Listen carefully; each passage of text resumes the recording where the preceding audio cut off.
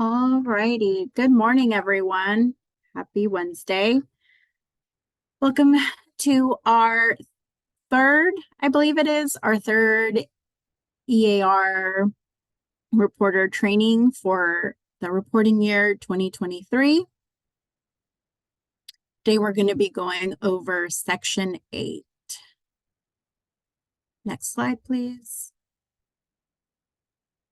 Today with us, we have, as usual, we have our customer service team, Wendy Kilu, who is our logistics lead, and then we have myself, Gabriela Gutierrez, Jonathan Swady, and then we also have William Allen with us, and he will be the one presenting on Section 8.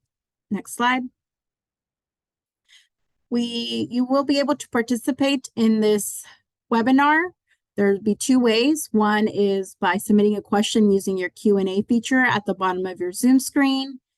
And then second is by raising your hand, and you'll be given the opportunity to provide a verbal comment or ask questions. If you do raise your hand, we do ask that you wait for your name to be called on. And if you can, please limit your questions to 3 minutes for each participant. And we'll be having the Q&A at the end of our presentation. Next slide. Key topics for today, we'll be going over some eAR informational items.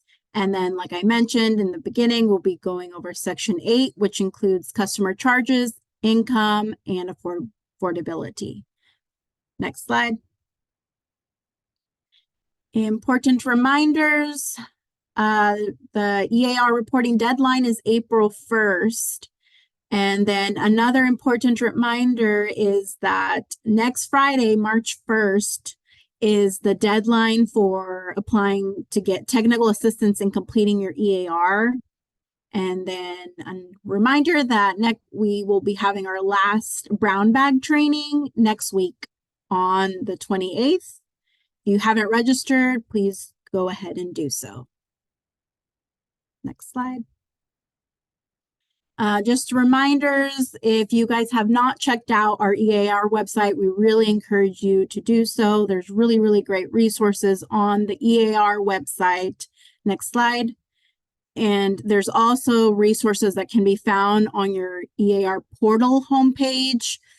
Please take a look at them. On the eAR portal homepage, you have direct links to documents for, like, example, the user guidance document, frequently asked questions, and public drinking water watch. There's a lot of great resources that you have right at your fingertips. Next slide. And as we highlighted this last week, we just want to go over all the resources, the technical assistance resources that we have. As I mentioned, there's the user guidance document. There's also the recordings, last week's recording, and then the first brown bag, and the second brown bag the recordings are now posted on our website. So if you want to go ahead and review last week or the previous week's brown bags, you can do that now. There's also procedure documents. And then, of course, you can also find how to contact your regulating agency under the technical assistance resources. Next slide. And then there at the bottom of that same eAR technical assistance resources tab, you can find the application to apply for getting a technical assistance. Again, the deadline is March 1st, 2024, so you only have a little over a week left, and you can go directly to the form to apply both on the eAR website and on the right-hand side. I have a screenshot of the portal homepage that also takes you to the application. Next slide. The next slide shows how the application looks like. Again, this State Water Board, it offers assistance. It's provided by a third-party provider. It's free to apply, and it's free if you qualify. And if you're not sure if you do qualify, just go ahead and apply, and they will let you know if you do qualify. Next slide. Okay, we're done with our informational items. We are ready, William. Hello, am I coming through fine? Yes. Okay, great. Hi, I'm William Allen. I'm an environmental scientist with the Needs Analysis Unit, and I had a pretty large helping hand with the development and editing of Section 8 for the eAR. And I believe, Wendy, if you don't mind sharing your screen, because I wanted to go through a sample eAR so we could see there's a lot of like hide and reveal involved with this section. So I find it easier just to see like a live version of it. So just bear with us for a second. Okay, perfect. So starting off with Section 8A, this will be for customer charges. Now, not every water system will see the full or the full extent of this section. Typically, it's reserved for public water systems, and I believe there is a service connection cap of about 200 service connections or more. So if you qualify, you should be able to see this section entirely, which will include both residential and non-residential questions. So for our first question is basically it's going to ask if you even charge your customers for water. So if you say no, you'll be asked to explain why, and there's like a selection of like pre-selected options you have to give a quick explanation as to why you don't charge your customers for water. And if we don't have an answer up there, you can always pick other and provide your answer in the text box below, and we'll review that. And it'll still ask you if you have like selectable customer types, because even if you don't charge your customers, you could still indicate what kind of customers you have, both either residential or non-residential. So for now, we'll just pick both. And as you can see, as you're going down section 8A, depending on what answers you provide, it will guide you to the next relevant question that we feel you should be able to answer. So section 8.2 will now be asking about your residential service connections. And it's basically, since you testify that you don't charge customers for water, you're not going to be asked anything related to water rate or your water customer charges. Or for your residential customers, it's just going to be asking you about infrastructure information such as service connections, the new fee for adding a new connection, or then based off the most common meter size. Yeah. This one just asks you more information about that, and that's pretty much it. That's the quickest way you can get through this section is if you say no. We're going to go back up though, and we're going to say that yes, we do charge our customers for water. So now you can see we have a different roster of questions that have popped up. Now we're being asked again what kind of customer types we have. For this sample or example, we're going to pick both so we can go through what kind of information you need to write down for both. And then the next question is going to be billing frequency for your for either customer type. So your billing frequency is basically going to be, um, oh sorry, I sorry, I got this one confused. It's basically asking you if your residential and non-residential customers are billed at the same frequency. So if you're billing both of your customer types every month, every 2 months, then you would say yes. If they're different, then you would say no and indicate for either one. So if you say no, then you would look for your most common residential water rate structure. Um, and it's going to ask you, and then ask you the same question basically if your water rate structure is the same for both customer types. So you can indicate yes or no. So it'll be asking if your billing frequency or your water rate structure are the same. So for this example, we're going to pick yes for both. And we're going to say our billing frequency is going to be, we'll do monthly. Now, this billing frequency comes into play later when you write down your water rates. Depending on what your frequency is, it'll actually take that into account when in section 8B, when we produce the what we believe is your monthly water rate for a certain amount of water. So just to keep that in mind, we'll discuss that later, but your billing frequency does matter a lot as far as like how the calculation inputs your data. So going down to probably the most infamous question is what kind of rate structure your water system uses. Now, rate structures can vary depending on your water system type, and we try to capture, there's all kinds of water rates structures, but we try to capture the general ones that we've seen based off of submitted water rates documents. We'll start with the top. So the most simple would probably be a single or flat rate. And that's basically like saying you only charge your customers a single fee every month or so, whenever your frequency is, for just unlimited use or access to the water available. There's no input for volume consumed or anything like that. It's just the single or flat rate. If we go down to base rate, fixed, usage rate, uniform, basically what that's saying is that for your base rate, it's similar to a flat rate. It'd be the second option. It's similar to your second option from the top underneath single or flat rate, please. But basically, your base rate's similar to a flat rate, but it's basically your fee for entrance or fee for using access or having access to the water. And on top of that, you have a usage rate, which basically means on top of your base rate, you're now being charged with the volume of water, but depending on how much volume of water you're consuming. And then that can vary as well. So your base rate, for instance, here is considered fixed, which means that your base rate won't change depending on how much water you're consuming. So let's say you get charged at, like for using 100 gallons, you have a base rate of $10. If you go past that $100 or 100-gallon mark, you'll still get charged $10 for the base rate, no matter how much volume you're consuming. And then for the usage rate uniform, it's kind of the same idea, but now it's for your usage rate. So for 100 gallons of water, you're being charged, let's say $2 per gallon. After 100 gallons of water, you got the 200 gallons of water usage. Now you're being charged a base rate and $2 again per gallon for those 200 gallons afterwards. So it basically goes from like a single fee to now you're being charged a base rate, plus now you're being charged for the amount of water you're consuming. The next tier above that would be base rate fixed, which is the same idea as before, but now your usage rate is variable. So now we're taking into consideration how much water you're consuming. So after that 100-gallon mark, you can bump it up to 200 gallons. And now instead of being charged $2 per gallon, you're being charged $4 per gallon. So your usage rate is now changing depending on which the volume of water you're consuming.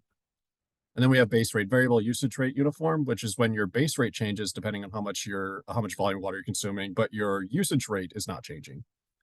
And then the most complicated out of these would be the variable base rate and variable usage rate, where both your base rate and your usage rate will change depending on how much volume of water you're consuming. We do try to account for allocation based, which we've seen in a few water rates documents. Currently, with the most recent version of the eAR, we have a hard time accounting for allocation or other types of water rate structures, but it is important for us to acknowledge and note down which systems are actually using these kind of water rate structures. And we're hoping to implement changes for the future to accommodate these kind of water rate structures. But for now, Section 8A is mostly tailored around the 5 water rates you see above. But you still can indicate what your allocation is. And in 8B, you could still indicate what your charge for customers will be by hand. You don't need to rely on the eAR's internal algorithm to develop that for you. And if you do use an alternative water rate, we do ask that you to provide a couple of notes down on that briefly explain how you go about charging for water that isn't that's outside of the purview of what we've already discussed above. Right, and then down at A1.4, we have our unit of measure. So this also comes into play with how we calculate your water rate on the back end. Depending what unit of measure, things will be converted over. Now, the most common thing I notice is that whenever you have an exceptionally large water rate, typically the issue is that gallons was selected other than 1,000 gallons. So if you're writing in terms of let's say your usage is up to 2,000 gallons, and you have selected 1,000 gallons as your unit of measure, and you write the number 2,000. Now it's going to read that as 2,000 gallons instead of actually 2,000 gallons. So just want to emphasize that paying attention to what kind of unit measures you're working with has a huge impact on the final number that you'll get. So for this example, we'll just do gallons, keep it simple. And then over here, we just want to have you indicate if there's anything that affects any kind of variances that affects your residential water rates of any kind. So it could be for agricultural use. There could be a drought factor that's incorporated into your water rates. It could be different depending on what elevation the customer is at.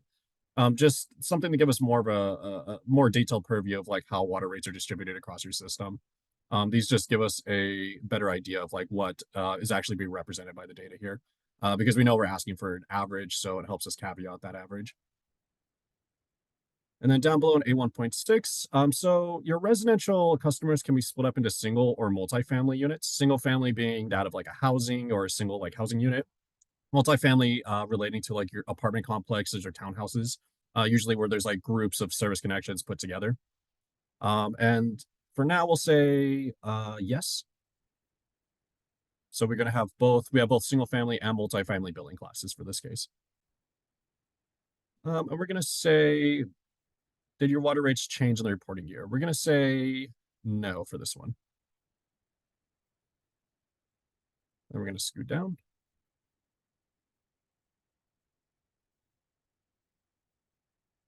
Wendy, do you mind scrolling down a little bit?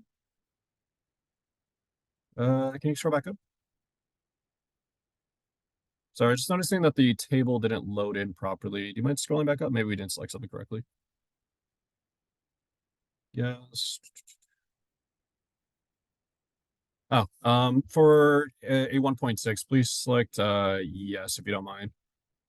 Or sorry, below that for did you watch streets change? You mind scrolling back up? Scrolling back up all the way. Oh, that's fine. For the billing, for the rate structure, do you mind selecting just scroll down a little bit? Instead of other, can you select base rate, fixed, usage rate, variable?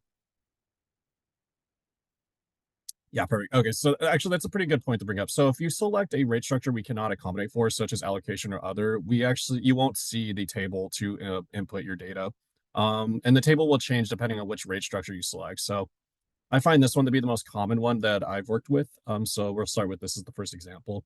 So now that we've selected our billing, our billing classes of single family and multifamily, we're going to indicate how many tiers per class. Now, tiers relate directly to the table below. You see it at 1.8.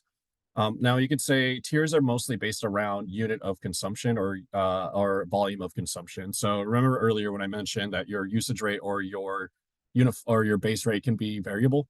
It's related to those number of tiers. So let's say for your first tier would be that 0 to 100 gallons of usage. Anything after that would now be considered a second tier. And those tiers can be split up by your single and multifamily if you've indicated that you have different billing classes per. So for this one, we're going to say we have 2 tiers for single family. And then for multifamily, we'll just say we'll have 3 tiers for multifamily, just to mix it up a little bit. So now that we're saying that we have a uniform base rate, you'll see that the cells below from tier 1 to tier 2 don't exist. There's only tier 1 because you're saying that the base rate is the same no matter how much water you're consuming. So we've tried to accommodate that visually here. So for our base rate, we'll just say 100. Yep. And now it's asking for your usage rate. What is the maximum volume for each tier? So that's basically like saying if this tier goes from or accounts for 0 to 100 gallons of use, that means your maximum number will be 100 there. And then you notice that the cell below that is actually blank because since you're indicating that there's only 2 tiers, that would imply that you can only accommodate for things going from 0 to 100 and then 100 afterwards. So the blank usually means to infinity, conceptually.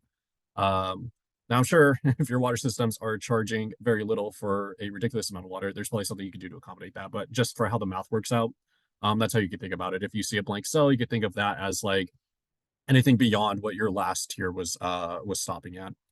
And then this one, cost per unit of measure. Basically, it's asking you how much money or how much are you charging per unit of measure. And earlier we selected gallons, so this is asking you at 0 to 100 gallons, how much are you charging customers per gallon? So for this example, we're going to say $2 per gallon. If you go beyond 100 gallons of usage, now you're going to be charged at $4 per gallon. And so this is going to be related strictly to our single family usage. Now for our multifamily, it's the same idea, but now it's just if you have that kind of rate structure with these kind of customer types, you just type in the information related to them specifically. So we'll say they get charged the same amount for the first year for single family, so 100 base rate. It goes up to 100 gallons, and then it's $2 per gallon. Now let's say our second tier for multifamily, since it's a group of people put together, we want to accommodate for large volumes of usage. So we'll say that our next tier is going to be from 100 to 500 gallons. So you'll put a 500 down in the next cell. And remember, again, the blank cell below says anything 500 and beyond is what you're charging now. So for 100 to 500, yeah, we'll say we'll do $4 a gallon. And after that, we'll say we charged, $6 a gallon. And then down here below that, it's basically, if you can scroll back up a little bit to A1.9. So I kind of briefed through this really quickly, but basically it's just asking if your rates have changed per year. So if last year to this year, you probably saw the same table and you're saying like, no, there's no change. We'd want you to indicate that by just selecting no change. If there has been a slight change or if there's been any increase in like cost, we do wish you would indicate that by selecting one of the options we have already below, or if it's not listed there, just select yes and then other, and then give us a brief description as to why. And then below that at A1.10, it's basically asking what is the last date of the most recent rate structure change. So if you have had a change, it's just asking if you can estimate like when that change occurred. And then here again, we're asking you to briefly describe what kind of changes were made to your rate structure. You could say things like, we have a new system, we've added, we charge more for our base rate, things like that. And then for A1.12 and A1.13, it's basically asking for proof of your water rate structure. So that could either be a link to a system's website for customer charges. You can put the URL there. For A1.13, it's just a rate structure document that you can upload that helps us verify the water rate that you're getting on the back end in a 1 point or in AB or section AB. The water rate document is very important. It helps us QA/QC a lot of issues that we've had in the past when it comes to like problematic water rates and being able to identify what is the correct water rate structure the system should be seeing or should be selecting. And then another box just to explain if you have if you want to give more explanation behind your single and multifamily rate structures and how they're allocated. And then also to indicate if your customer bill includes any non-drinking water charges. So if that water bill includes things like wastewater, stormwater, electricity, or if it's incorporated into other utilities, we'd want to know. So you could say yes for that one. And then we ask you to explain which kind of services are included in that water rate. And of course, we also provide an other text box below.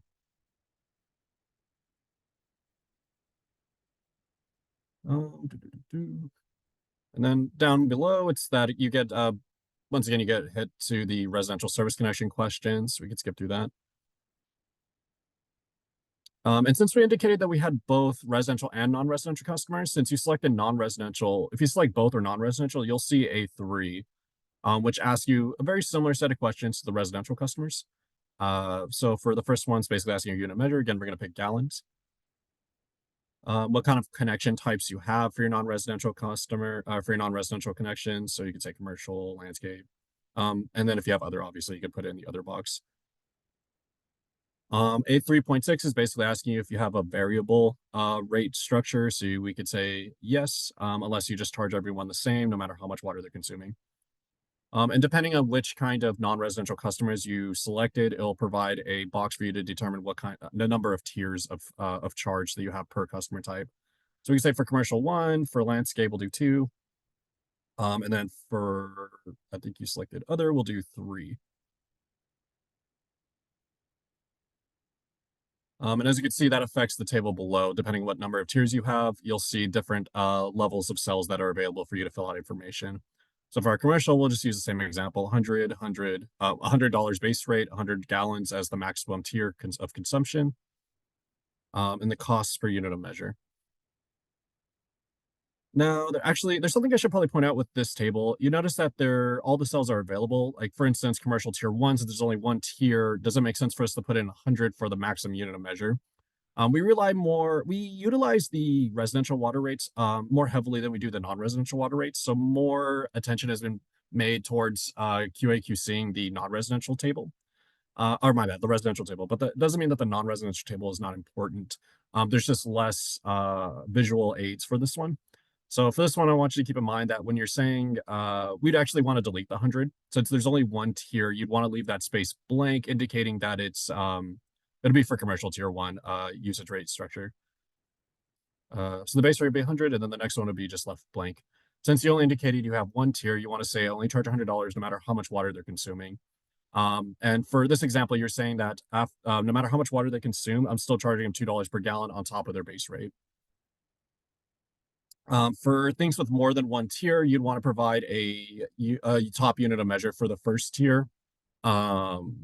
Not for tier 2. You want to remember your last tier, you want to leave open-ended, saying that basically it's anything beyond the last tier. So for the second example for landscape, we can say your base rate's 100. The top unit measure will be, we'll say 500 gallons because it's a landscape non-residential customer. $2 per gallon, I think is fine. And then for the second tier, we'll leave tier 2 blank for the base rate. We'll say that the base rate's fixed. And so you're being charged $100 no matter how much water you're consuming. And after that, we'll just leave that one blank as well. So that'll indicate basically that you have $100 per base rate, and 500 and beyond will be the second tier. And now you're being charged, let's say $10 per gallon now that you're using more than 500 gallons per billing frequency. Will, can you tell me which cell, what to put in each cell? Oh, sorry. Yeah. So for tier 2, we'll leave that one as put 100 for that one. And then for that one, we'll leave that one blank. And then that one we'll put 10. So what this is saying is that for your first tier of landscape irrigation, you're being charged $100. It goes up to 500 gallons. And for those 0 to 500 gallons, you're going to be charged $2 per gallon. For the second tier, you're still being charged $100 base rate, but now it's anywhere from 500 to an infinite amount of gallons, 500 and beyond. You're going to be charged $10 per gallon now. So that's basically what that's saying. And it'd be the same logic for other. We could scroll back up. I don't think we need to fill out the other one. And then if you don't mind, if we could scroll back up to the top. So I know that was like a lot of information to run through. Again, we'll have time for questions afterwards. I'd be happy to go through this again. It just takes like a lot of familiarity with the no, you can stay on 8A with the section itself. I think it's a lot simpler once you get into it and start reading it like line by line. And like I said, if you guys have run into any trouble, feel free to like email the help email that we'll provide afterwards. So that was just an example of like a typical run for a water system. Usually they'll have both customer types. Typically they'll have both single family and multifamily customers. And typically you'll see at least a base rate with a variable usage rate. But that's not always the case. So for this instance, we'll say, yes, we charge for water, and we'll say we only have residential customers. And then if you don't mind scrolling down all the way. And then as you can see, if you don't mind scrolling down to the bottom, Wendy. Now, as you can see there, we actually lost that non-residential customer charge section, and that's because you only indicated you have residential customers. And then vice versa is true. If you select only non-residential customers, you'll lose, you won't see the residential section, and you won't be required to fill that out.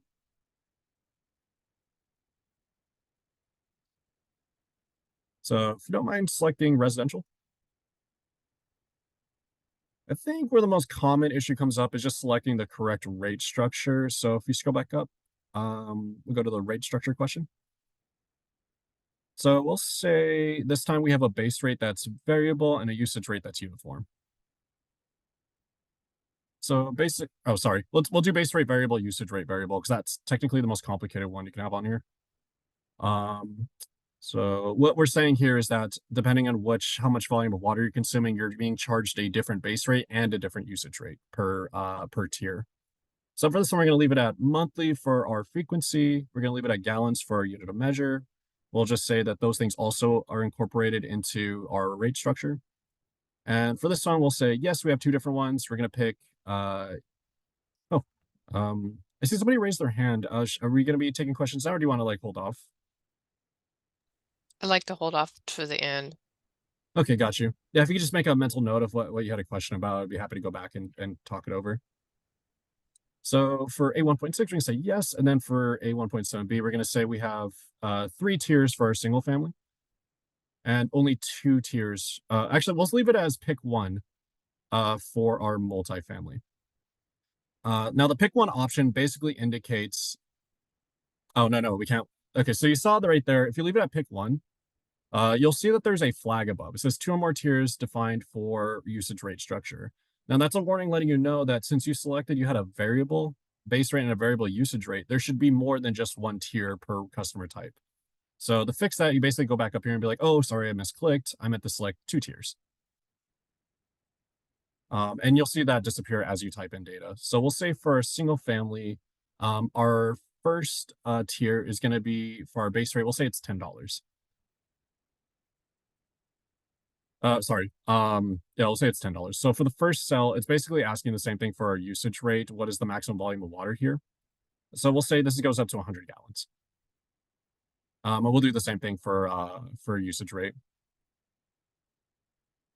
And as you can see, this does allow you to do some complex reporting. You can say that your first tier has a different volume maximum for your base rate than it does for your usage rate. But for simplicity's sake, we'll say it's the same thing. So from 0 to 100, this is how much you're being charged for your base rate and how much you're being charged for your usage. So we'll say that you're being charged $2 per gallon. Okay, and then for your second tier, we'll say this is up to 200 gallons. We'll say your base rate is now going to be $15. Once again, it'll be 200. And we'll say you're getting charged $4 per gallon now. And then as you can see, those warning signs went away as you inputted data correctly to match what you selected above. Yep, you got it right. So we'll say that the second tier goes up to 300. Now remember, if you want to account for sorry, if you want to account for like anything beyond 200, you'd want to leave that sub below blank. So we'll say instead of 300, do you mind deleting it? And we'll say for this one, yeah, 20, and we'll leave that one blank, and then we'll just say 6. And then multifamily, you could just do the same thing you did for the single family tier 1.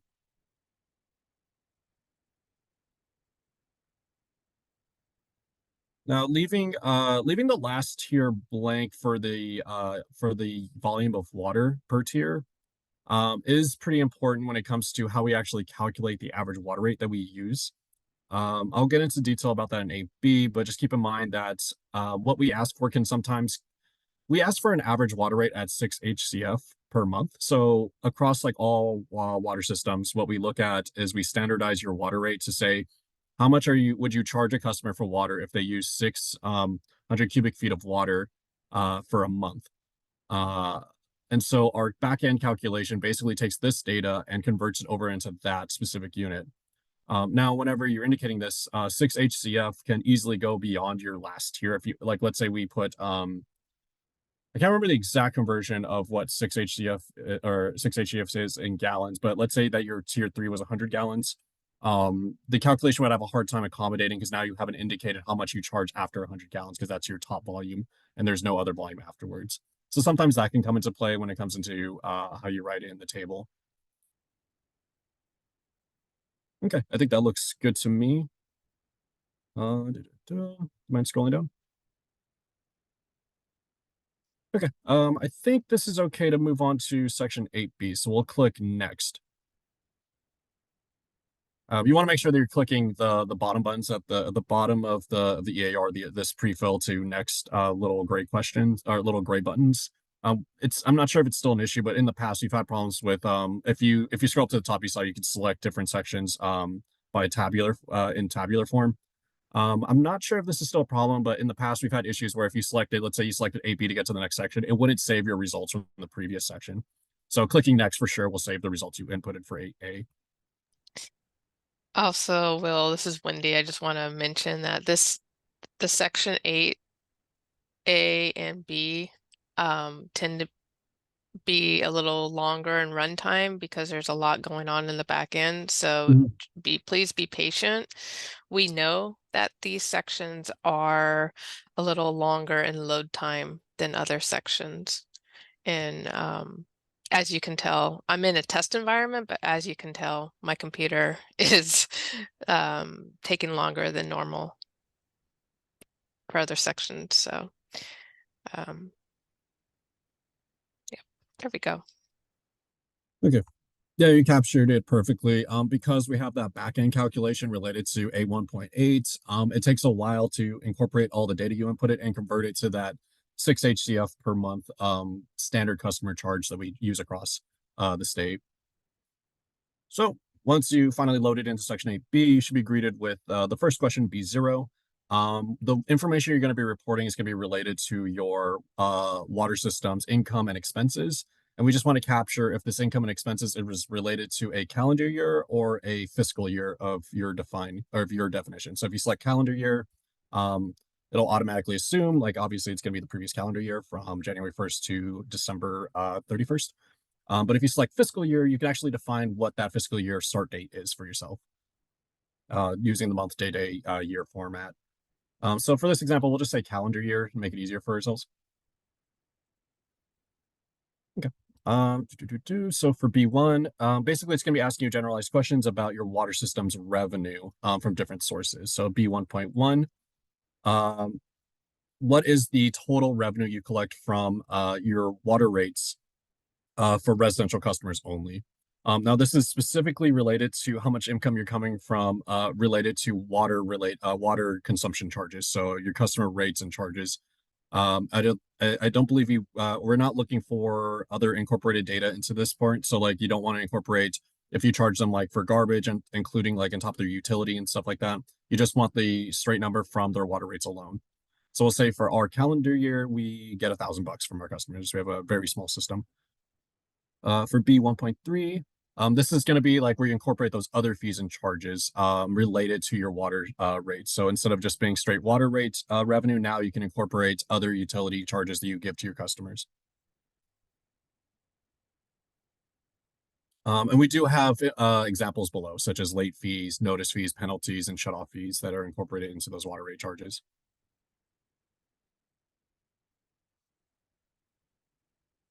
And then B1.5, basically, if your water system, anyone going back up? Basically, if your water system received revenue from like a local county due to property sales or general grants from the general fund, you'd want to incorporate them here.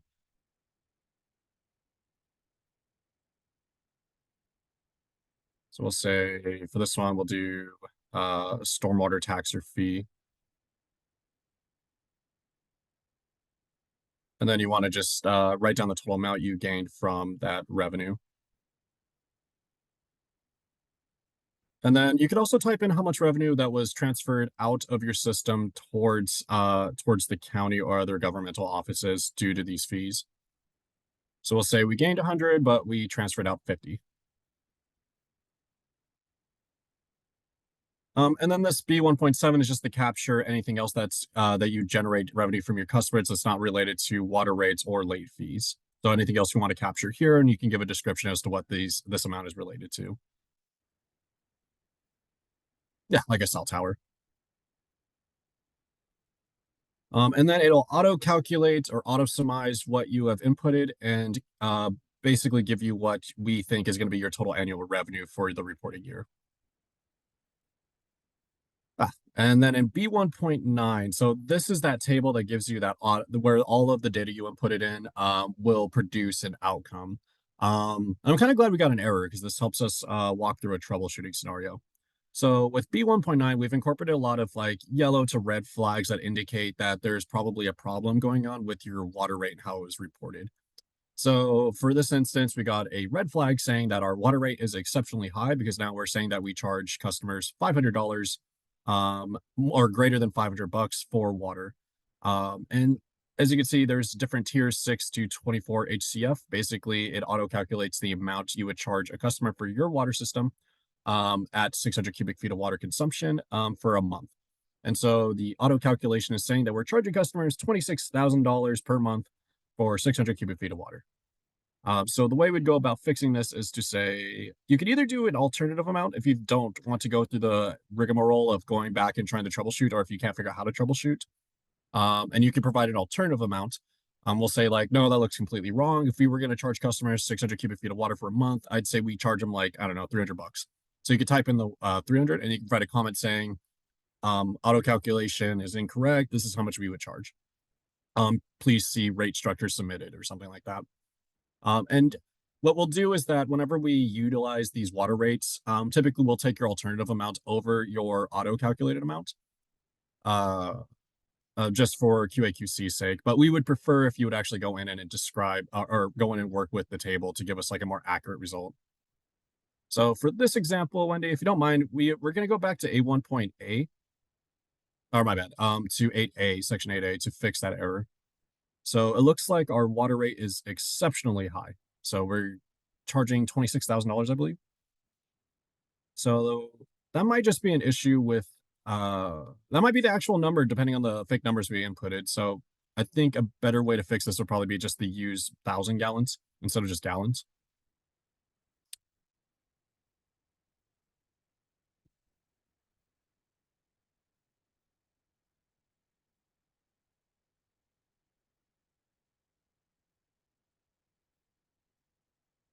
Okay, I believe that's the problem because yes, 100 cubic feet, I just Googled it, is about 4,500 gallons. So we might be, our quick example might be a little bit too high. So if you go back to there we go. Did you just select 1,000 gallons? Yes. Okay, got you. So that might not always be the issue, but that's one I see as a very common one is whenever you're reporting things in gallons, typically there might be a mistake with like how you actually think you're reporting compared to like what's going to be represented. So for this case, switching it to 1,000 gallons seems to fix the issue. If that looks more reasonable, let's say like it wasn't $300, it was $20. That makes sense to us. And we can actually do this calculation on the back end if you ever feel kind of like weary about it. Basically, you would just go back and say, when you might go back to the table in 8A.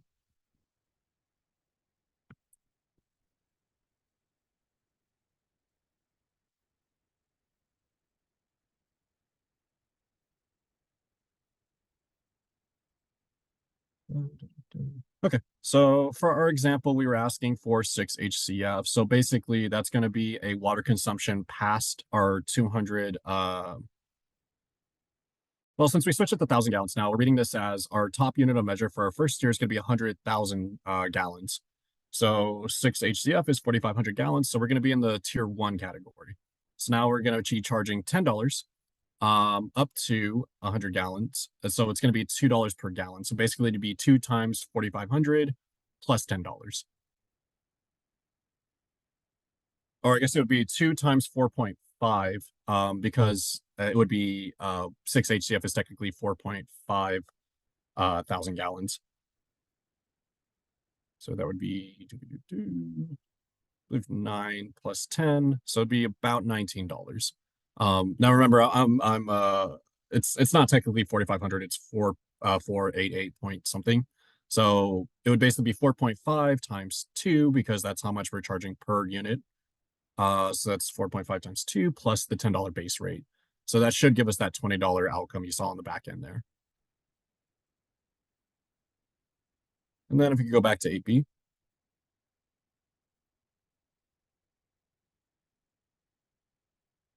The table can be a little tricky to think about, mostly because of those unit of measure questions. So sometimes it might just be easier to just start over and think and convert everything that you're reporting in the same unit of measure. That's just like a very common problem I've seen. But like I said, if you don't feel like going through all that trouble or you don't feel like reporting the whole thing, you could still provide an alternative amount that we will utilize.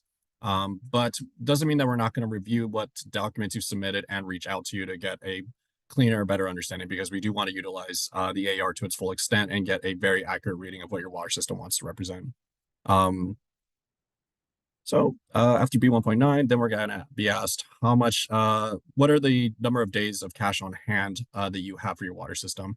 Now, this isn't a monetary amount. This is literally the number of days that your water system has to pay for all of its infrastructure until it can no longer pay it. So let's say you have a reserve fund of $100 and you have a maintenance fee of $1 per day.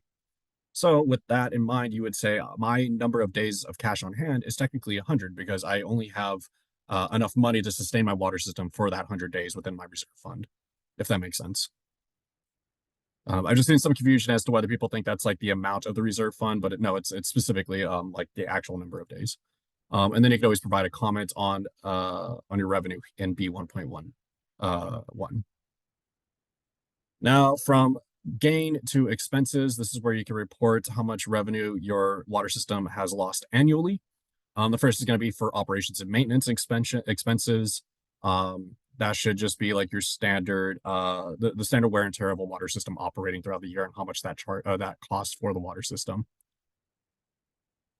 And you just want to put down the flat expense fee. You don't want to incorporate any kind of like boost into like how much revenue was gained compared to how much was lost. We do that towards the end. So for now, we're going to say, yeah, it costs us $100 to keep our water system operating at a basic level for our calendar year. How much money we've invested into the water system. That could be things like, So that could be things such as like equipment or new assets that you've built into your water system, like having a new pump installed or having new filtration devices included into or incorporated into your water system. Anything that you've done to invest into the quality or functionality of water system that costs the system itself money, you'd want to reflect there. Total financing activity expenses. I believe this one is related. Yeah, this one's related to long-term debt, purchases, and securities. I'm most familiar with 2.3. I think, well, this is a good example, actually. If you're not super familiar with what's going on, you can always look at those little question marks next to them. We'll go to this one.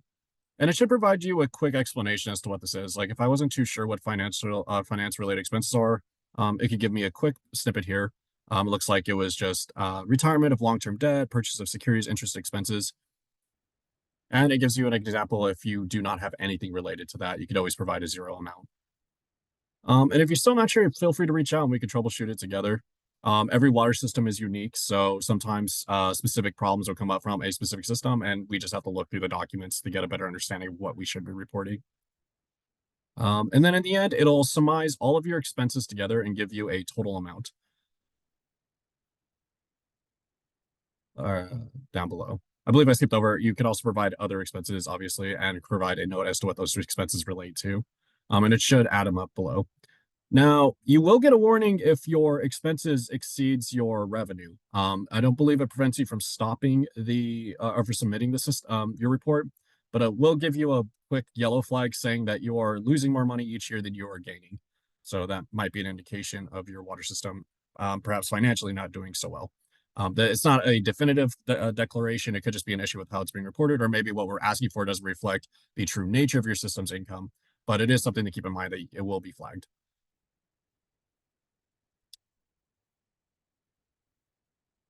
I don't remember if going from 8B to 8C takes as long, because I don't think there's any back-end calculations in 8B, but there we go. All right, so for 8C, which is related to your water shutoffs, basically this is going to be a section that helps you reflect any kind of water system customers that are delinquent customers. So basically anyone who has failed to any customers that have failed to pay for their water rates or any kind of other shutoff related activities that you need to record for your water system. So the first question is going to be C1.7. Do you extend payment or offer a customer payment assistance plan? So basically just asking if you have some kind of customer assistance payment plan. For instance, if a customer can't afford to pay for the water within the time frame that you expect them to, do you have an alternative plan of payment for them that you can offer your customers? So if you say, we'll say yes for this one. The key word here is that this section is used to reflect customer arrearages that are being accrued over time. So this one, you're going to say, yes, I have a payment plan. It's going to be asking you how many customers per customer type are included in that assistance plan. So we'll say we have 10 single family accounts and 5 multifamily accounts with a total of 15 accounts that are on that assistance plan. What's the number of substantial streams that were missing? So this is the question. C1.8 specifically related around missed payments. You just want to provide the number of accounts, not necessarily the number of customers specifically. Like if you have a residential connection and 5 people live there, you would say that that's 1 residential account, not 5 residential customers that are in arrearages, because we're reflecting the number of accounts here. And then you can provide a comment in C1.9 if you feel like you haven't explained your water system's situation adequately with the above information.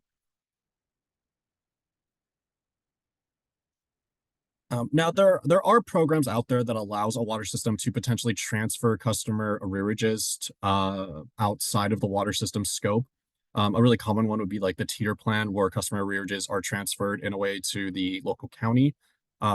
Your water system operators and your water system service people will probably be more familiar with this section as far as like where debt can be potentially transferred, but we do have some options available below.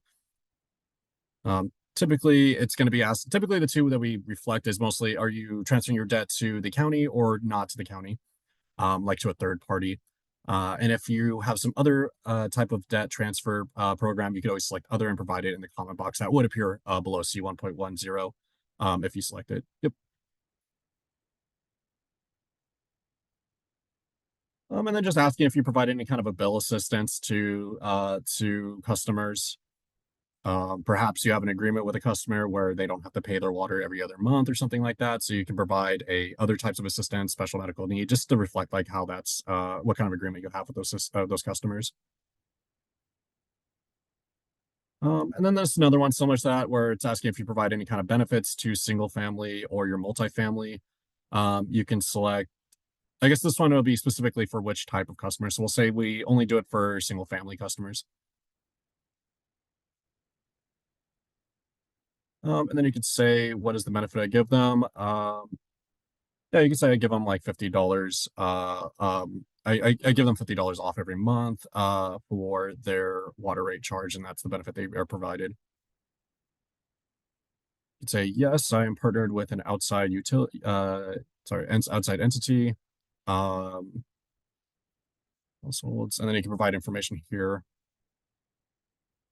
Sorry if I'm a little bit hazy on this section. 8C was not my specialty, but it doesn't mean that we can't help you through it. So if you send us an email once again, we will be able to walk you through this. But yeah, how much benefit is your bill? You offer bill forgiveness under circumstances.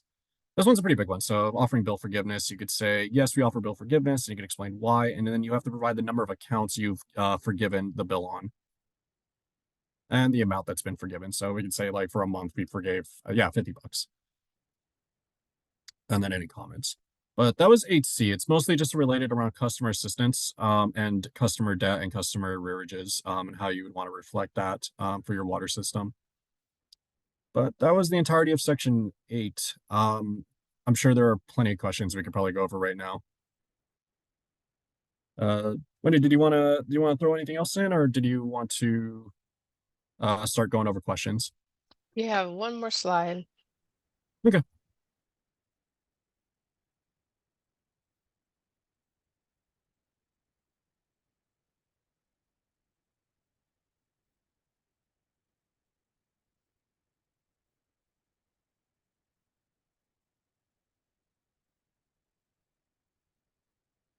I do want to mention that we do have like video trainings related to this section that I've provided in the past. So if you feel like this is a bit fast, we do have a video recording for this.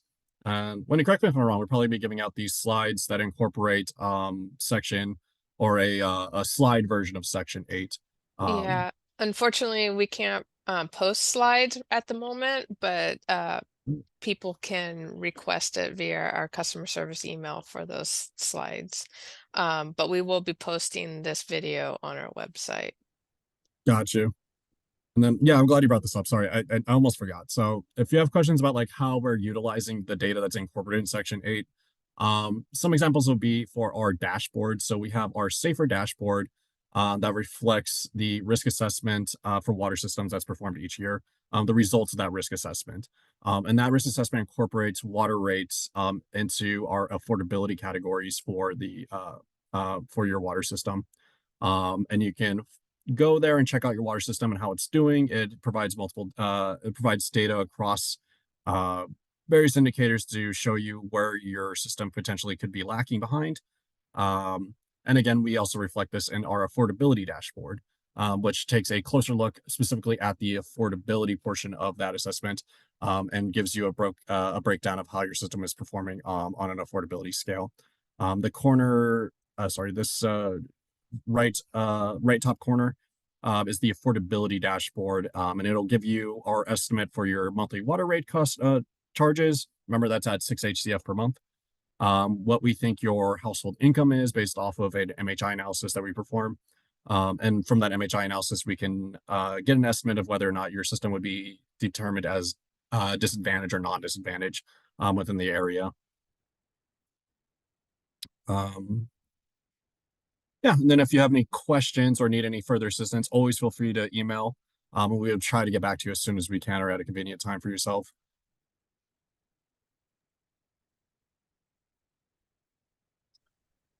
Hey, thank you, Will. This is Wendy, your logistics person in the back end. We're going to go into questions now and comments. So I don't see anybody raising their hand, but I do see a few questions in the chat here. So I'm going to go ahead and read them out and probably geared towards Will to answer.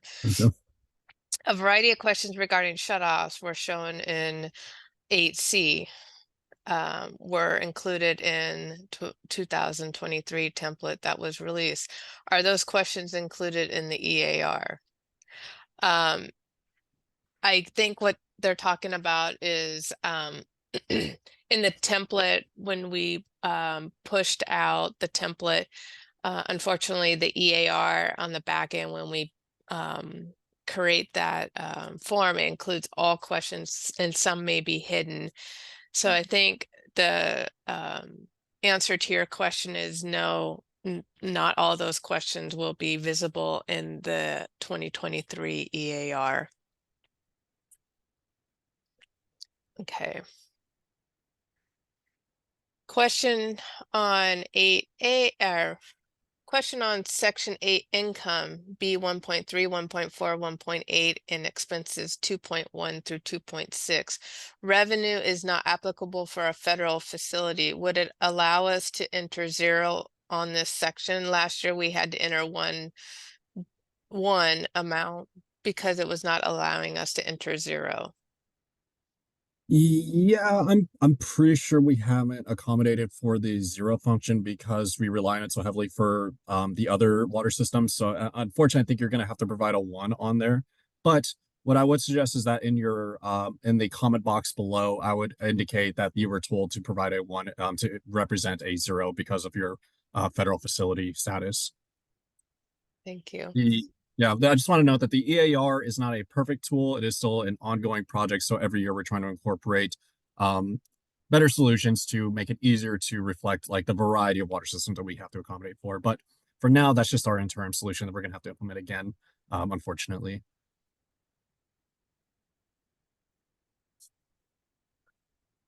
Oh, sorry. Keeps throwing me. If a water system changed ownership toward the end of the year, what information should be provided in the charges to customers end of the year or what the rates were throughout the year? Water system charge ownership towards the end of the year. So you're saying that you had a water rate structure for the majority of the year, and then towards the very end it changed, and now your water rates are different. Yeah, that's what I'm reading. It's a good question, actually. I guess you would just want to provide the water rates that you have at the time that you're reporting. Because I mean that water system is going to be into this next year, you know, the new Yeah, ownership. let me write down your Yeah. and then I can get back to you That on that one with an email because I'd have to ask some of my superiors about what we would want to reflect for that year because it is the reporting year's eAR. So if the majority of your year you're charging customers for one thing and then like the last couple of months you change it completely. Yeah, I'm not sure. I'd have to ask about that one, but that's a good question. Thank you. we have a property with a home and an additional living unit, 2 structures with 1 connection. How would this be defined? Multifamily? We have a property with a home, an additional living unit, 2 structures with 1 connection. Yeah, I would say that's probably a multifamily unit. Okay. What if you have different meter sizes? Should you fill in this info for the largest class of meters? Great We question. Usually if you have, because I'll see that very commonly on water rate structures, they'll have different charges depending on their meter size. So what we ask is that you use the most common meter size amongst your customers. So for your residential customers, if they have like a 3/4 cents meter and that's the most common you see, and only a few of them have different ones, you would reflect data for the 3/4 meter. So just use the most common meter size. Thank you. What should you put in the empty fields when they are not applicable? In the past, we're getting errors on submission for blanks required fields. We usually have to do workaround by putting 0 in those empty fields on the table. I think for this specific problem, I'd have to walk with you through your specific eAR just to make sure that that's what the issue is. There could always be a number of problems related to the errors that you would get. It doesn't always have to be related to the blank field. It could be related to what kind of rate structure you selected or if you selected like a number of tiers per system. But I'd be happy if you reach out to our help email. We can sit down and we can have a one-on-one and walk through the eAR together to figure it out. Great. And if anyone has those types of questions, like very specific need of helping walk through, as Will said, section 8. Please put that in your email so we know how to triage and forward that off to the correct people. Base rate fixed plus usage rate variable was not explained clearly to me. Do I need to continue my base rate number down the column in to the tier 2 and tier 3 rows in order to complete correctly, even though base rate is fixed and does not change per tier? Wendy, do you mind sharing your screen again and going back to 8A? Yeah, hold on 1 second. So yeah, I totally get the confusion. When I was working on this, I had a hard time and a long time to remember like what the differences are and the nuances to it. So I've just been doing it for so long. So for me, I take it a little bit for granted. But I find it's always best to just go and look at it visually to see what I'm talking about. Can you see my screen? Yeah, I think you're presenting the PowerPoint still. Yeah, hold on a second. Can you see the eAR? Yeah, you're on the eAR. And what section am I going to again? 8A. 8A. Mhm.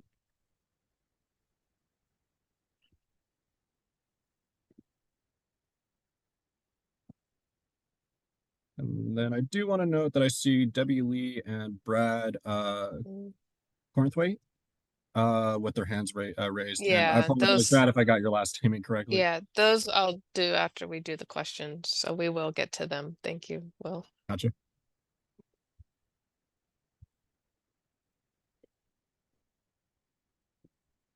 It's just taking a minute, as we said. This section is usually takes longer than others. Plus, it probably doesn't help. I'm running a bunch of stuff. Yeah, like with when you're streaming, also it slows it down a little bit. There it goes. Okay, Okay. So so we'll select base rate, fixed, usage rate, variable, mhm. and then scroll down to the table below. Okay, so to explain again what this rate structure is, it's basically saying when you have a fixed base rate, it means no matter what volume of water your customer is consuming, they're always going to pay that same base rate. So let's say I need $10 from you to have access to the water. So for $10, I can use your water. Now you're going to say for those $10, like from 0 to 100 gallons of usage, you're only going to get charged so much. And that's the variable usage rate. That's where that variable comes from. So we'll say for 0 to 100, you're going to be charged $2 per those gallons. So that's $2 per gallon on top of the $10 I'm already charging you to access the water. Now, after you've consumed 100 gallons, we're going to say, since we have 3 tiers, so we're going to say from 100 to 500 gallons of usage, you're going to be charged $4 per gallon. So let's say I use 600 gallons of water. So that would mean how much am I going to be charged? We'll say this is in 1 month. So if I use 600 gallons of water, I'm basically going to say, okay, so I'm beyond the 100 to 500 range. But you see in tier 3, it's left blank. And that indicates that basically your volume of water consumed now that's being reflected in this table is 500 to any other amount. So if I'm consuming 600 gallons, I'm going to be in this part. So I'm going to be charged $10 because it's the same base rate across all the way down. So the rest of these columns are going to be blank. So it's going to be $10 plus my 600 my $6 per gallon. So 6 times 600 plus the $10. And that's how much money I owe to the water system for that amount of consumption. And once again, your base rate, since it doesn't change, you only need the reflected for the first tier because the table will assume that it's going to be the same base rate applied no matter how much water you're consuming. The volumes are going to indicate where those different tiers stop and end. And if there is a no stop to the last tier, so for this case, we're going to say 500 to infinity, we want to leave the bottom one blank. And then the last column is going to be how much are you charging per gallon within those tiers for your use. Hopefully that helps break it down. If not, feel free to raise your hand and we could talk about it. Okay, I'm gonna go to C 1.8.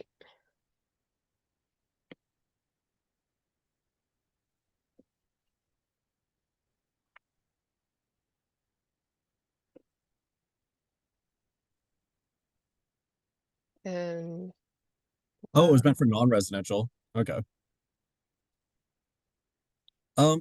Yeah, Well, I'll circle back to the non-residential. It's a little tricky because it doesn't have the same logic applied to it. But I'll do a little better job.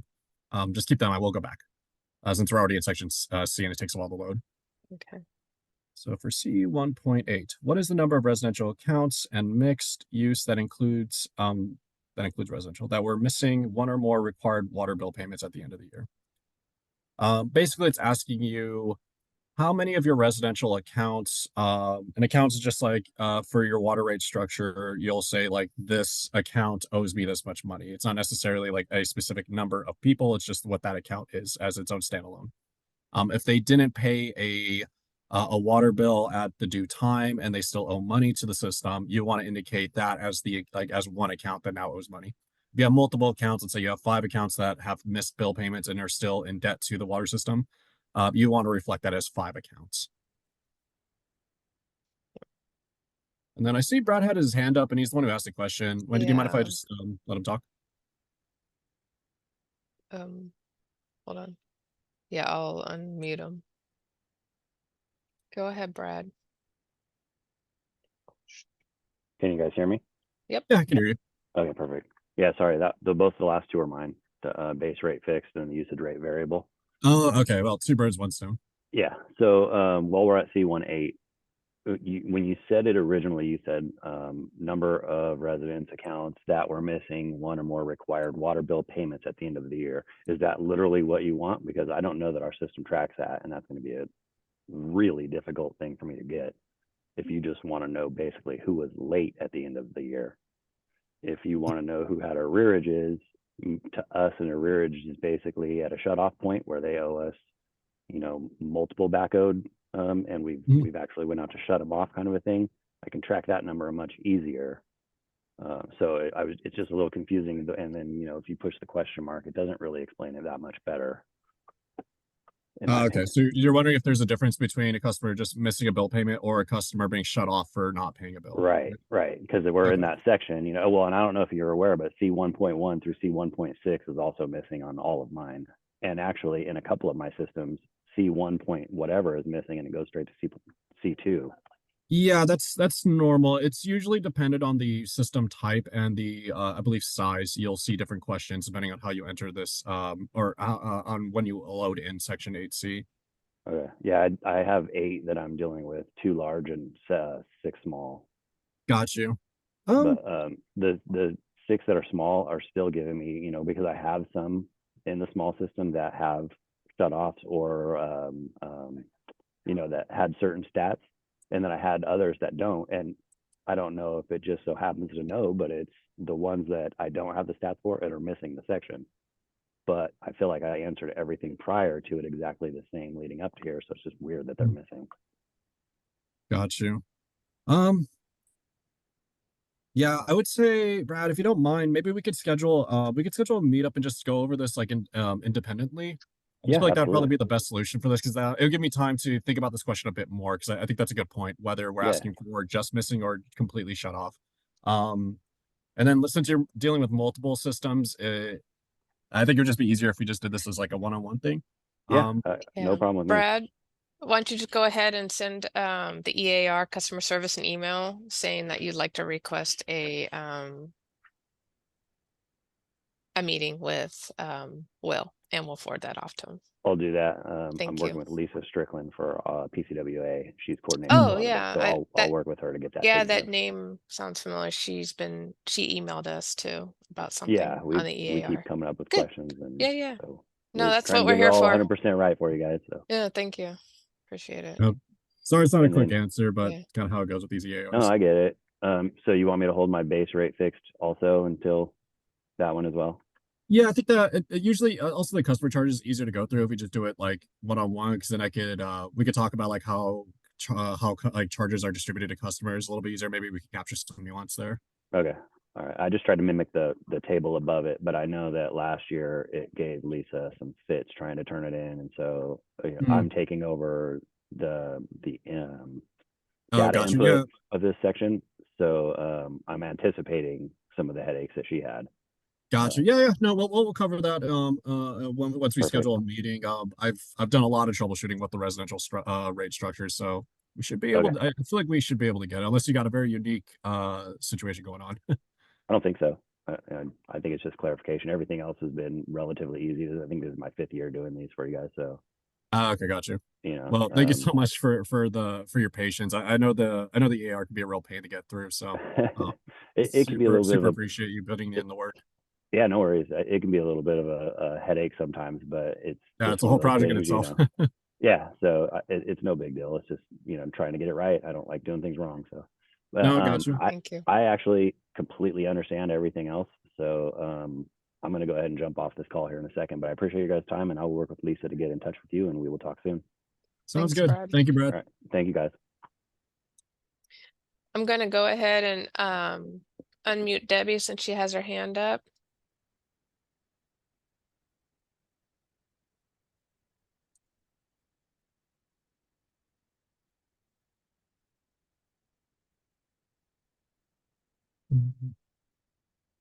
Debbie, I asked to unmute. If you want to ask your question, your hand is raised. Debbie Lee.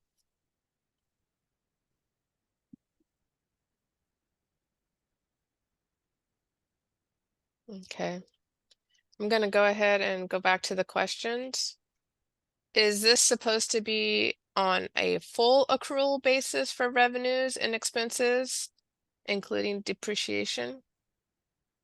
It's a good question. And we kind of struggle when it comes to reflecting like the true nature of total expenses and revenue from a water system. It is relatively simple the way we do it in 8B, and that's both for your convenience and the fact that there's a lot of like tiptoeing around like what questions we're allowed to ask. For this one specifically, I guess we'd have to talk about like what you mean by by depreciation per would you be like reflecting depreciation per value that we're asking for, such as like revenue from like residential customers or expenses towards like the county or something like that? We'd have to probably go a little bit deeper as to what you mean by depreciation for these individual ones. Now Sarah raised her hand, so I'm gonna go ahead. Go ahead, Sarah.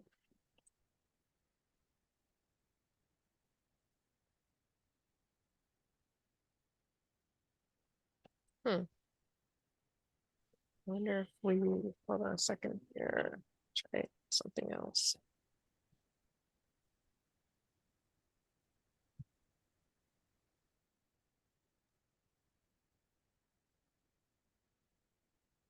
It looks like she's unmuted.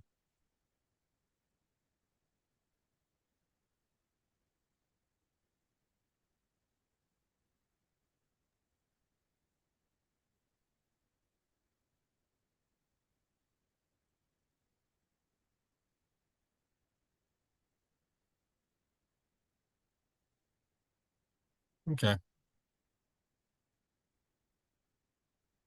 I'm going to look at James Hansen brought up a good point. He says if a bill in December, oh, Oh, sorry. there you are. Sarah? Oh, is that you or Sarah? Oh. Oh, her mic's not working. Standard accounting. She said standard accounting depreciation. Depreciation. Okay, let me write down your name. I want to check in with my supervisor about how we want to answer that, and then I'll shoot you an email about it.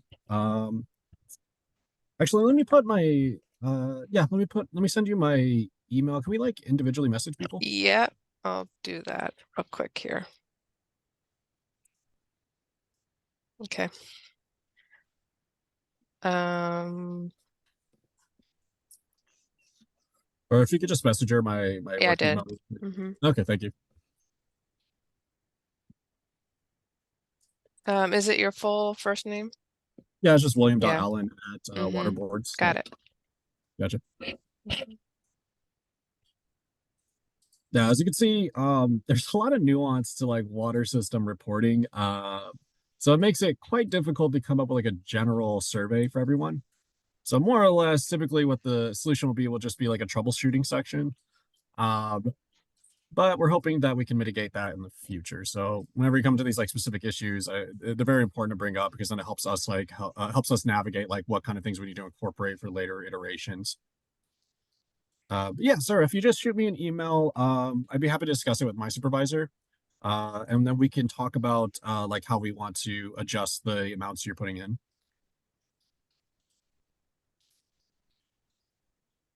Okay. Oh, and then to get back to James's point, he was saying that if we bill in December and the payment is not due till the middle of January, then we have a lot of folks owing at the end of the year. That's a good point. I would say that you probably wouldn't want to you probably wouldn't want to say that they're not owing. I don't know if you would want to reflect those as like failure to pay. You would just Okay, the way you should think about the question is that when you're reporting the eAR, at the time of reporting, are those customers still in arrearages, or are they just missing the payments in total? But I guess that reflects back to what Brad was talking about if we want missing a bill payment versus a shut off. So that, like I said, I'd have to discuss that one a little bit more in detail. But it is an interesting point to bring up. I would say just keep things in mind as far as like when you're submitting the eAR, that should be the time frame you should be considering for which customers are technically out or customers that are out of payment right now. Hopefully that helps a little bit. Yeah. That's a good point, Charles. Yeah. Yeah. Um, I'm wondering if we can I was gonna ask Wendy when add you it to I help guess, tips or something somewhere. yeah, I think that'll We're not probably going to be able to do it this year, but maybe for next year's help tips we can add. Well, yeah, I was going to suggest. I'm guessing you're going to be sending out like a mass email to everyone here with the I guess you're going to be sending out a mass email afterwards with Yeah, we normally don't because we post all the stuff online.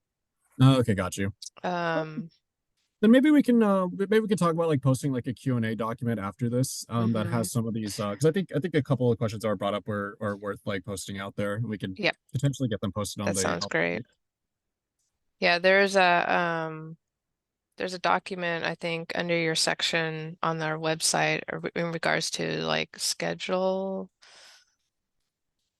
There's some sort of document, Will, for a section 8 tutorial, and we can maybe add just an FAQ just for section 8. Yeah, like I'd be happy once I got some better answers for some of these questions. I'd be happy to provide a document that'll go over this brown bags like questions onto the main site. Yep, be great. Yeah, I don't see any and more we have questions. Yeah. Yes, last minute call for questions. Yeah. Criticisms, opinions, suggestions. Yeah. James has a question. Go ahead, James. Hi, good morning. Thanks for taking my question. Little bit off topic, but you did show the Safer portal. So I've gone to the Safer portal. I've tried the search by the system ID, putting CA in front of the ID, typing the name. The search doesn't work. So I go down to list all companies, scroll down, find it, turn it into a dot so that I can click on it to see the data. But when I try to download the data, either in a PDF or a PowerPoint, it just comes back up after a couple of minutes with a blank screen and doesn't give me any information. Am I doing something wrong? I'm not sure. There might be something problematic with the site itself. Do you mind telling me what kind of browser you're using? I was doing it in Firefox. Browser, Firefox. Got you. If you send a email to us, James, through the I'm trying to pull up the screen again, but it's here we go. Oops, nope. There we go. The ddw-ear@waterboards.ca.gov. We can forward it on to the Safer Clearinghouse group that handles that database. I believe we might have seen something in the last week if my memory serves me right, but they would know the status of their system better than we would.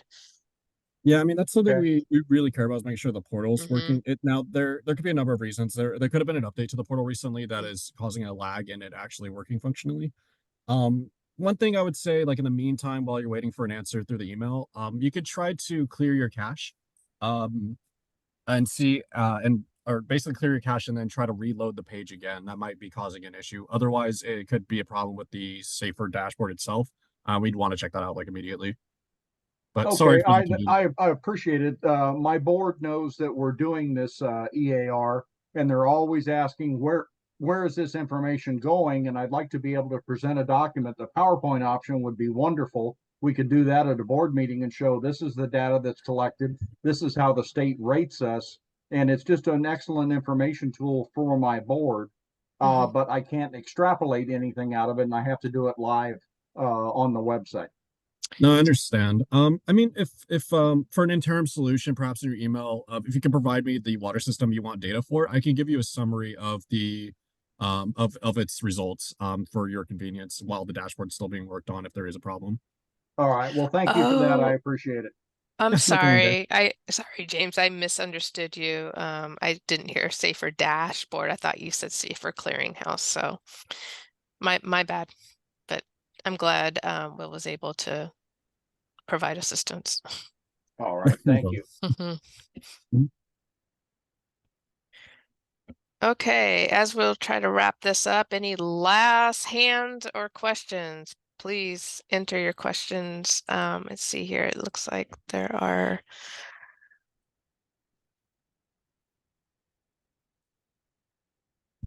Okay, so I'm going to go ahead and wrap this meeting up for today. Our next webinar is going to be on February 28th, starting at 10 o'clock. And it's going to be on sections 9 through the finalized section. And that will wrap up our webinar series for reporters next week. So thank you all for joining us, and hope you all have a great rest of your week.